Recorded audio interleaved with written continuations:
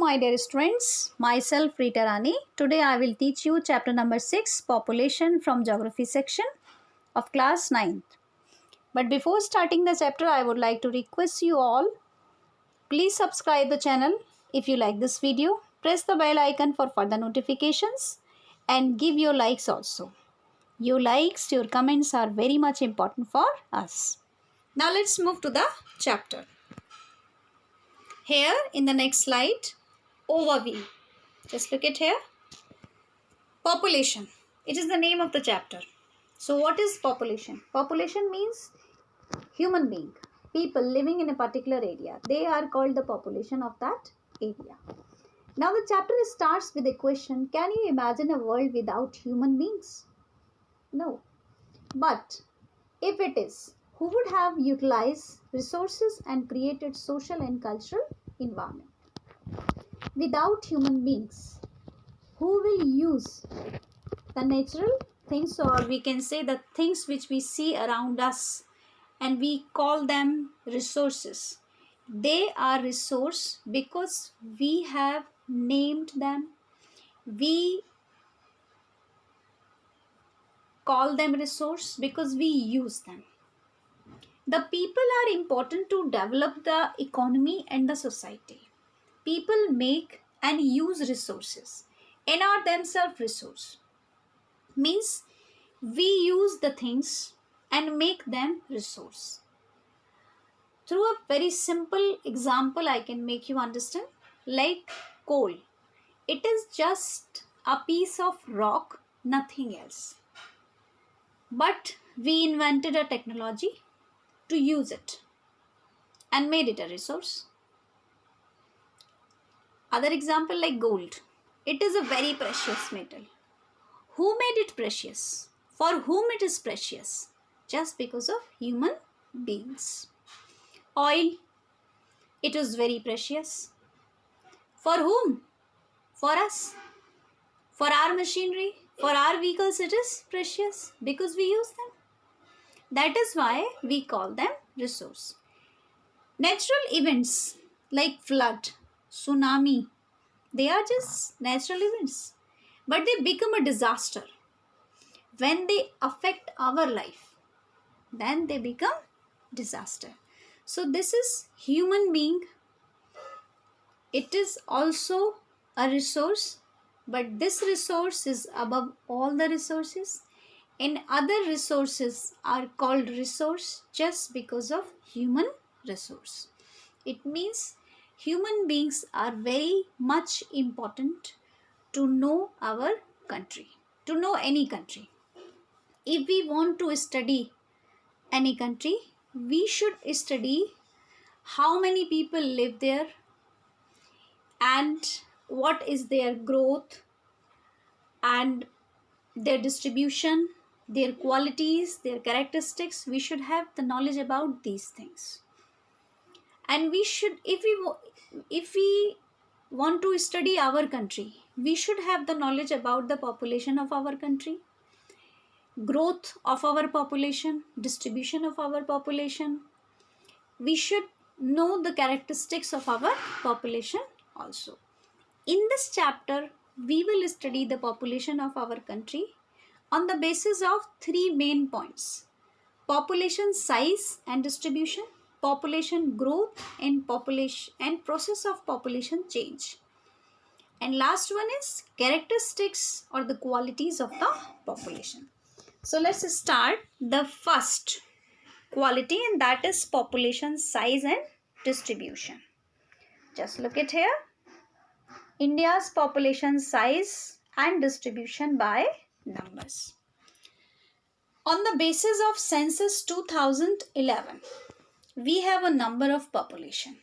Now what is census? Census is an official enumeration of population periodically. It means periodically, officially it is recorded, and that period is of 10 years. Means officially we maintain a record, we count the people of our country. And in India, Indian census is the most comprehensive census of demographic, social and economic data. So on the basis of this official enumeration of population of 2011, these details are there. Like in 2011, 17.5% world's population we have. We have 1210.6 million. This is the number of the population, and 17.5% of world's population. An area 3.28 million square kilometer. It means on the basis of size, we are the 7th largest country in this world. We have 3.28 million square kilometer, and this size is 2.4% of world's population. World's area, sorry.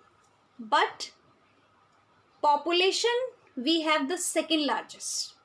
17.5% population we have, an area on which the 17.5% population is living, that area is just 2.4% of world's area. So obviously population density will be high. So India is one of the most highly density populated country, and here we have a problem, large population, and after a few years we may face the population explosion problem also. Almost, and one more thing, this large population is not distributed evenly in our country. This distribution is not even. It means in few states, most of the population, almost half, almost 50% population is living only a few states, just 5 states are there. And in rest of the states, other 50% population is living. And those highly populated states are Uttar Pradesh, Maharashtra, Bihar, West Bengal, Andhra Pradesh. Rajasthan on the basis of area is the largest state, but population is just 5.5% of India's population live in that state. So we can see that population distribution is not even in our country. This diagram, through this diagram you can easily understand. In Uttar Pradesh 16% population lives, Maharashtra 9%, Bihar 9%, West Bengal 9%, and Andhra Pradesh 7%. These are the 5 states where most of the population of our country, approximately 50% or half of the population, live in these 5 states. In other states live. So this distribution is not even. So what is the reason of this uneven distribution? Many reasons are there, like climate is not favorable, people do not feel safe and secure. These can be a reason. Border areas are not safe, terrorist attack risk is there. So the areas where rainfall is in plenty, where soil is good for agriculture, climate is favorable, people get easily employment. In such areas, people want to live. And that is why in such states, population density is more. The areas where natural disasters used to come, risk of terrorist attack, people do not feel safe and secure. People suffer from unemployment. Rain is not there. Soil is not good for agriculture. Climate is not favorable. It is very difficult to survive in such areas. So in such type of states, population density is less. Now let's study this with few points. India's population distribution by density. Density, what is density? Density is calculated as the number of persons per unit. Means per unit in a fixed area, how many people are living. People in one of the most densely populated country, India is one of the most densely populated country of the world. Already I have told you. Population density of India in 2011 means in 2011 382 persons per square kilometer according to 2011 census. I am explaining all the datas. 382 persons per square kilometer. I am talking about all over country. But this density is different state to state. It is vary to state to state. Like in Bihar, 1102 persons per square kilometer. On the other hand, reverse condition you can see in Arunachal Pradesh, just 17 persons per square kilometer people live. Assam and most of the peninsular states have moderate population density, means not too much or not very less.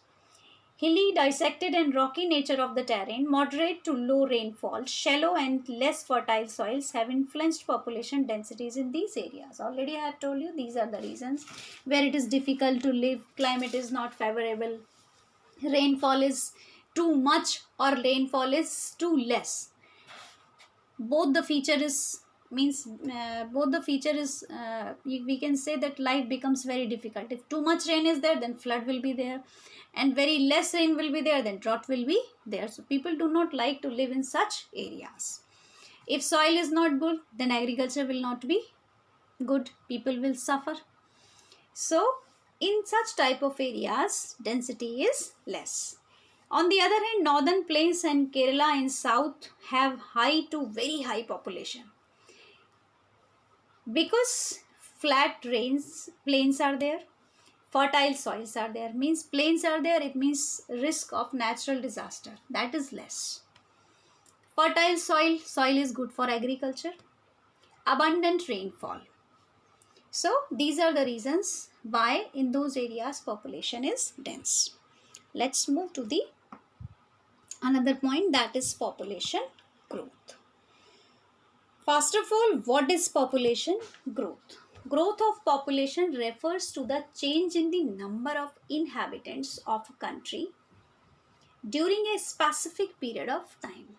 Means in a specific period of time at a particular place, change in the number of the people, those who live there.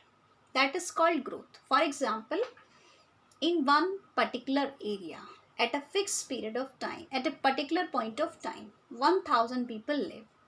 After 5 years, in the same area, 5000 people are there. So 5 years before it was 1000. Now in the same area, 5000 people are there. It means within 5 years, 4000 people have been increased. It means 1000 per year increased. So that is growth. Number is changed. That is growth. India's population has been steadily increasing from 361 million in 1951 to 10.6 million in 2011. From 1951 to 2011, huge increase we can see in the size of population. It means number of the people increased too much. But that process that the number of the people change, many things are there. Whether birth rate increased, death rate decreased, or migration. We will study in the next slide. Since 1981, however, the rate of growth started declining. Since 1981, that growth started decreasing. Even though in 1990, we had a large population. We had 182 million people were added to the total population. What is the reason? Simple. If we have a large population, and in that large population, only a small number is increased, or we can say slow rate of growth can add a big total, can produce a big total. Low annual rate is applied to a large population. It yields a large absolute number. Means already we have large number of people, and if growth rate is less, it means birth rate is maybe slow, even though in the end of the year we will have a large number, we will have a large population. So it applies on our country also. Now population change. Just now I have told you that number of the people increased, but number of the people increase, it doesn't means how that number is increased, whether birth rate is increasing day by day, death rate is decreasing day by day, or migration. Birth rate means per thousand persons. Number of the live birth per thousand persons means per thousand persons how many, what is the number of the live birth, that is called birth rate. Death rate, number of the deaths over पर 1000 persons means कितने लोग मरते हैं, कितने लोग पैदा होते हैं 1000 लोगों पर, that is birth rate and death rate. If birth rate is increasing day by day, it is a dangerous sign, and death rate increases, then also population will be increased, but it is not a negative sign, it is a good sign. It means we have a good, better medical facilities if death rate is declining. To control the population growth, we should control birth rate. We should not increase death rate. Death rate should be decreased, it should be controlled, it should decline. It means we have a better facilities, and it is a sign that now we are moving on the path of progress. But birth rate is increasing, it means we are not aware, we are not taking this problem seriously, we are not aware of this issue. It means people are not cooperating. So birth rate should be controlled by providing education regarding family planning. Next is migration. Migration, it means people shift from one place to another. If people shift from one state to another state, it is called internal migration. It can affect the number of the people in a state, one state to another. Like from UP, people shift to Rajasthan, then obviously number of the people in Rajasthan will be increased, but overall number of the nation's population, that will not be changed. But people shift from one country to another, it is called international migration. It affects the population, number of the population of the country, so it should be checked by the government seriously. So this was the process of population change and population growth. Now the last point was there, characteristics or the qualities of the population. So the first characteristic of the population is age composition.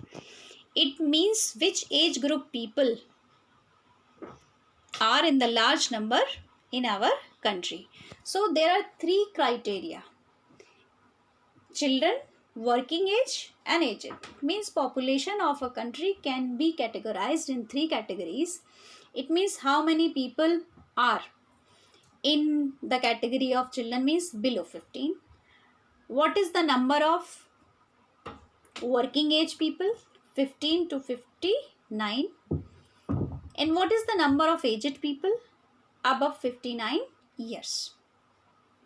Children are economically unproductive and need to be provided with food, clothing, education, and medical care. It means they come in the category of liabilities, and we have to take a great care of these liabilities because they are our future assets.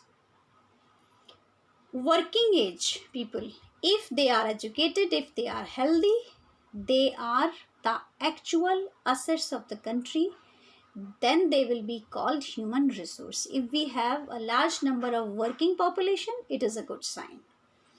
Aged people, above than 59 years. They can be economically productive. Means by their experience, they can guide their juniors. Though they may have retired, means they are retired, they cannot be recruited by government. Employment cannot be provided them through recruitment. They can do the work voluntarily, means if they want, they can provide their service, but we cannot recruit them. This is age composition. Next feature, here the picture is in India 58.7%, adults ages 6.9%, children 34.4%. It means we have a good age composition in our population. Next feature is sex ratio. Sex ratio is defined as the number of the females per 1,000 males. Means how many females we have on per 1,000 males. This is this is a very important social indicator to measure the extent of equality between males and females in our society. If we have a favorable sex ratio, it means we have a good society where males and females are treated equally. So for the social development, sex ratio, a favorable sex ratio should be there. But unfortunately in India we do not have a good sex ratio. Next feature is literacy rate. Literacy rate, it means our population should be literate. If our population is educated, is skillful, they can make intelligent choices and undertake research and development. It means if the people are educated and they are able to work, they can give their best and they can prove as human resource, and these resources can be used in the best possible way for the best development of the country. Next is occupational structure. Occupational structure, it means 3 types of sectors are there. Like in our population, working population, it means 15 to 59. This age group people, in which sector they are engaged. If from our working population, most of the people are engaged in primary sector. Primary sector basically agriculture sector or based on agriculture. In that sector, maximum number of the people of working class are engaged. It means it is not a very good indicator. It means our country's economy is little bit suffering, or it is not a developed economy. We have lots of burden on agriculture or related to agriculture activities. It is a sign that we are not a developed country.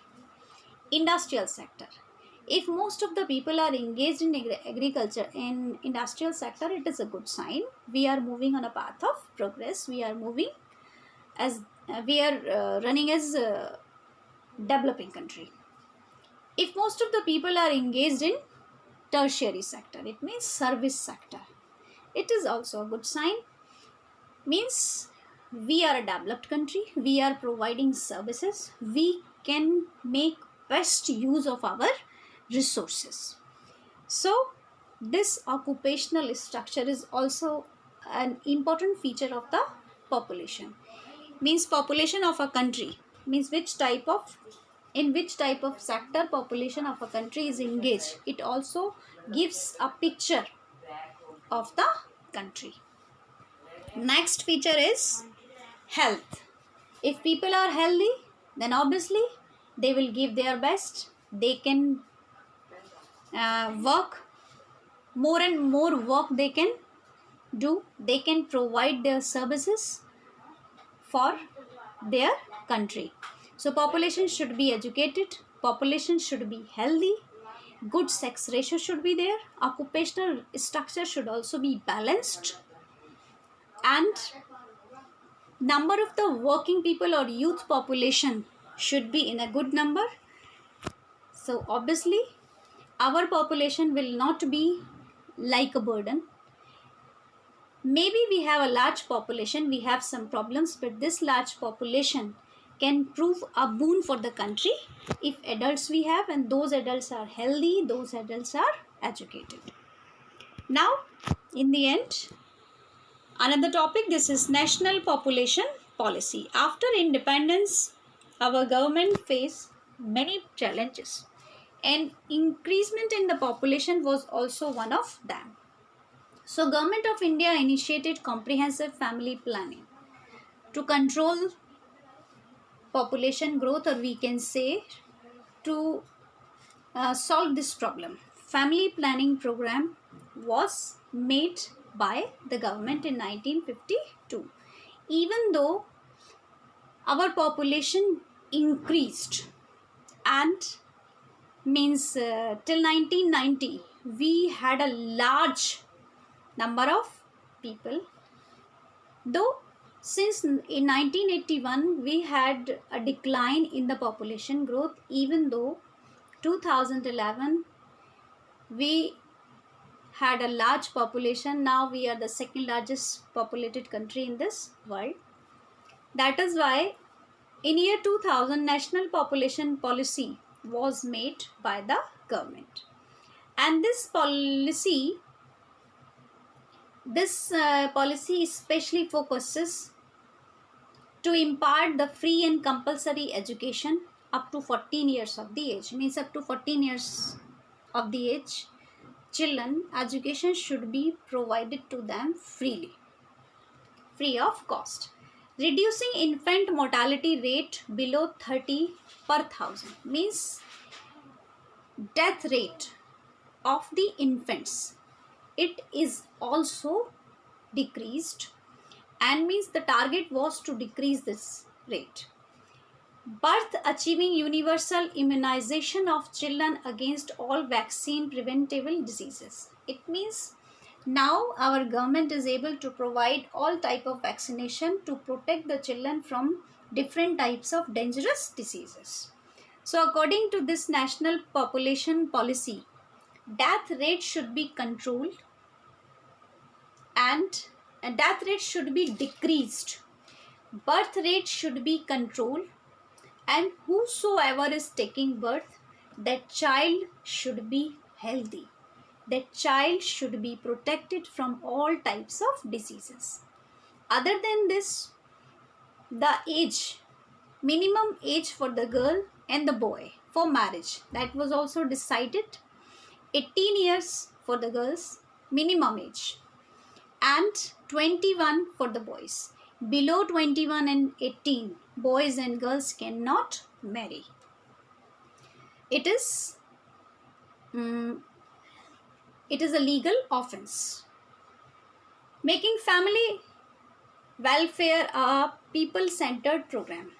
Other than this, many awareness programs were started by the government just to make the people regarding family planning.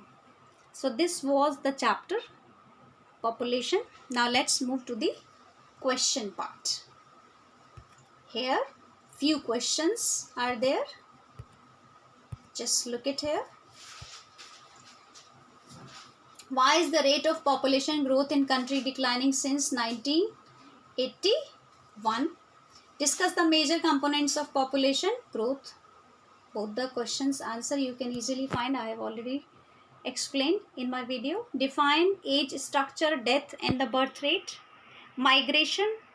How is migration a determinant factor of population change? Already I have told you. Distinguish between population growth and population change. What is relation between occupational structure and development? What are the advantages of having a healthy population? What are the significant features of National Population Policy 2000? So these were the questions, my dear students. You can solve these questions with the help of the video. That's all for this chapter. Thank you very much. We'll meet in the next video with another chapter. Till then, bye-bye.